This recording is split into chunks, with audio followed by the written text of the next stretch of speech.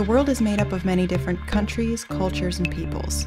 Yet despite all these differences, they all have one important thing in common. All human beings are born free and equal in dignity and rights. This is what it says in the very first article of the Universal Declaration of Human Rights of December 10, 1948. The notion of human rights has become one of the most important in the history of humankind. But what exactly are human rights? Who is responsible for protecting them? And do they really apply to all people? We describe human rights as those rights which apply to every single person, simply because he or she is a human being. They are innate. Human rights apply to every person in every part of the world, without exception. They are therefore universal. They also apply equally to everyone, regardless of race, religion, gender, sexual orientation, skin color, age, or other features that may distinguish one person from another. Human rights are part of international law. The UN Charter of 1946 already contained important passages on the meaning and protection of human rights. The first proper international agreement was the UN Universal Declaration of Human Rights in 1948. In 1966, the UN adopted two more international covenants, one on civil and political rights, and the other on economic, social, and cultural rights. These declarations are collectively known as the International Bill of Human Rights and are the most important legal basis for human rights. In addition, there is a series of UN conventions. For example, the Geneva Convention relating to the status of refugees, the Convention on the Rights of the Child, the Convention Against Torture, or the UN Convention on the Rights of Persons with Disabilities. But what are the specific human rights anchored in these conventions? Human rights are often divided into three generations or dimensions. The first dimension, the classic political and civil liberty rights. These include the right to life and physical integrity, a ban on slavery and forced labor, protection from torture, freedom of thought, conscience, and religion, a comprehensive ban on discrimination, and the right to vote. The second dimension, the economic, social, and cultural human rights. These include the right to work and to a decent wage, the right to form trade unions, equality between men and women, the protection of families, pregnant women, mothers, and children, the right to a decent standard of living, including the right to adequate food, the right to the highest attainable standard of physical and mental health, the right to education, and the right to participate in cultural life. The third dimension deals with the rights of groups.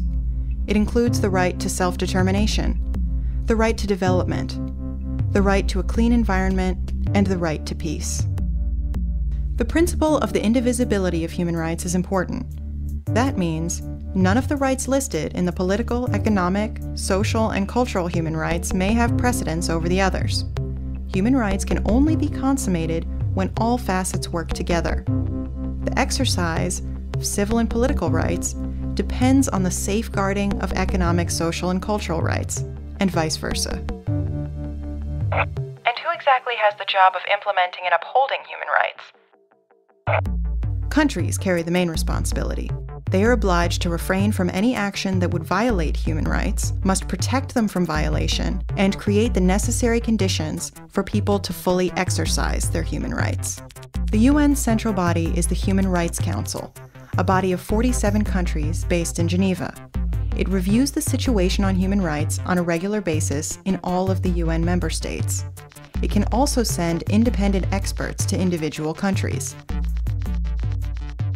The problem: there are many countries on the Council which do not themselves uphold human rights. The UN Security Council concerns itself particularly with the protection of human rights during wars and armed conflicts. For example, it works to end the recruitment of child soldiers.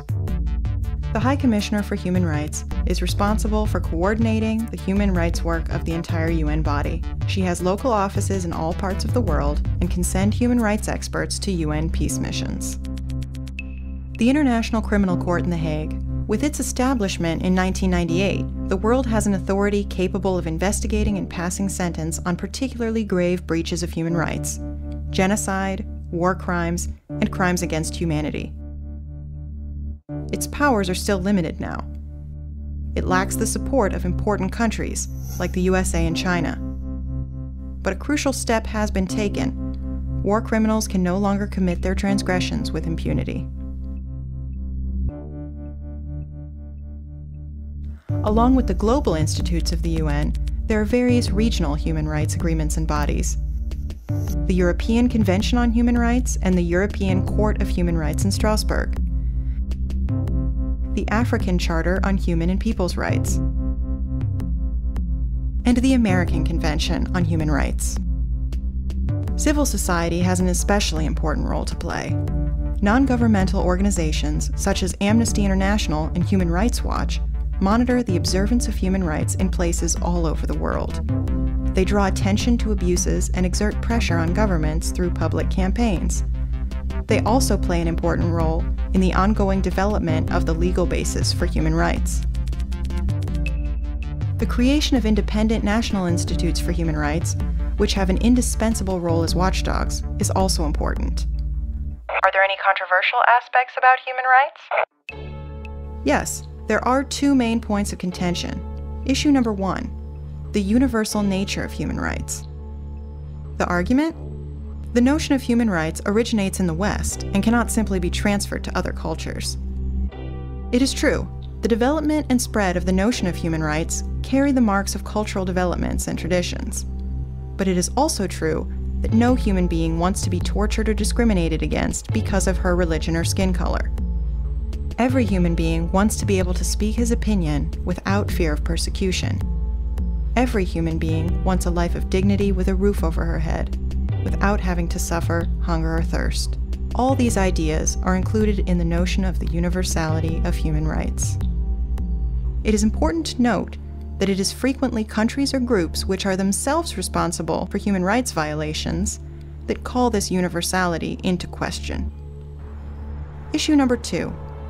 Western countries are accused of using human rights as a pretext for military intervention in other countries, and of committing human rights abuses themselves. It is clear, no country is the sole defender of human rights. Human rights are violated in Western countries too. Especially following the attacks of 9/11, measures were introduced that compromised human rights. The justification, the war on terrorism. We see that human rights are very particular rights. They apply equally to every individual. Respect for and protection of human rights must be at the heart of government activity, since human beings are both the reason for and the object of every policy. People do not exist for the state, but the state for people. The struggle to secure and defend human rights must be continually renewed, for we can only secure permanent peace and stability if we respect human rights.